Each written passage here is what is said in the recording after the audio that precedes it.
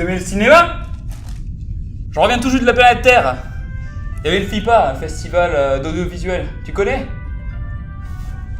Diffusé Mindsight. Putain, j'étais pas prêt pour ça. Il était 9h30 du matin, je sortais de mon lit. J'avais vraiment pas envie de voir un film russe. En plus, la langue russe, j'ai vraiment beaucoup de mal. Tu parles le russe, toi? T'es banquier! Je suis le 416, et vous? Et Vous Win! avez combien, là, dernièrement? 저거 오너호빠! Oh, fais chier. Au départ, Mindsight, c'est un type qui sort du théâtre. Il arrive comme ça dans le cinéma, il se pose comme ça, réalisateur avec une équipe de 7 personnes. 7 personnes. Est-ce que tu vois le projet? Tu vois le genre? Pas de budget, 1 an de travail.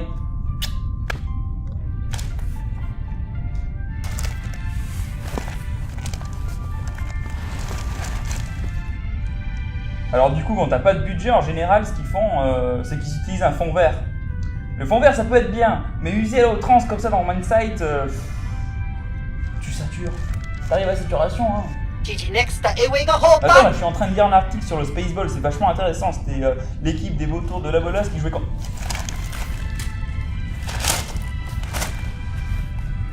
Je parlais de l'utilisation des fonds verts tout à l'heure, qui étaient utilisés à outrance. Mais en même temps, quand t'as pas de budget, c'est bien quand tu veux faire passer des visuels aussi oniriques que dans ce film, parce que le film, il regorge, il mêle l'art, la technologie, les rêves, et en fait, c'est l'histoire d'un gamin qui devient grand, du coup, tu vois toute son évolution, et du coup, le fond vert, ça permet d'apporter, je sais pas, une ambiance qui est propre à ce qu'il essaie de représenter de son enfance, et ça, c'est quand même assez fort, tu vois ce que je veux dire? Après, c'est un film vachement personnel, donc tout ce qui est métaphore, tout ce qui est allusion, tout ce qui passe par l'art, en fait, en général, tu comprends pas forcément tout, surtout que c'est pas la culture qu'on connaît, la culture russe. Enfin, moi, personnellement, je viens d'Occident, enfin, l'Occident de Pluton, hein, tu sais. 183, s'il vous plaît. Putain. Vous êtes là depuis longtemps, vous? 다리도 골라키로 잘 잡아! Je parlais d'une histoire intimiste tout à l'heure, l'histoire du réalisateur en lui-même, hein. C'est lui qui est sur le projet, c'est lui qui est acteur, enfin bref. Du coup, il veut transmettre une histoire d'amour, mais qui passe assez mal avec toutes les digressions métaphysiques qui complexifient le propos, et on se perd dans le film, on s'y perd. Mais en même temps, est-ce que ça importe pour une expérience comme ça? 지지카는 노파 바스카! Non, non, non. 후하 빅토 바토! Une grosse partie du film, là, au début, en fait, se passe sur l'enfance du protagoniste. Et on y voit des personnages complètement artificialisés. On a l'impression qu'ils sortent tout droit d'un tableau, d'une œuvre d'art. Hein. Même la mère, hein, qui est complètement idéalisée. Et on se demande même s'il n'a pas une admiration pour elle. Hein. Peut-être qu'il a des problèmes, hein, avec sa vraie mère. Et vous avez des problèmes avec votre maman ou pas?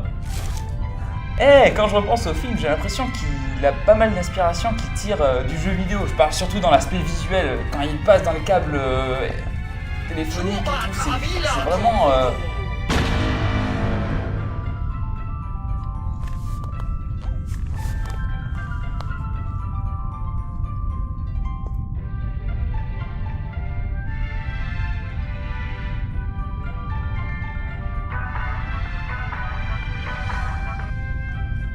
c'est trop con, j'avais pas encore abordé l'art et la technologie. Parce que ce film, s'il réussit un truc, c'est bien à mêler l'art et la technologie pour en faire une œuvre technologique. Et ça, c'est assez fort. C'est pour ça que Mindsight, c'est pas un film qu'il faut comprendre, c'est un film qu'il faut ressentir. Hey! Bonjour. Bonjour! Vous avez vu Mindsight? Non, c'est quoi? C'est un film. Un bon film.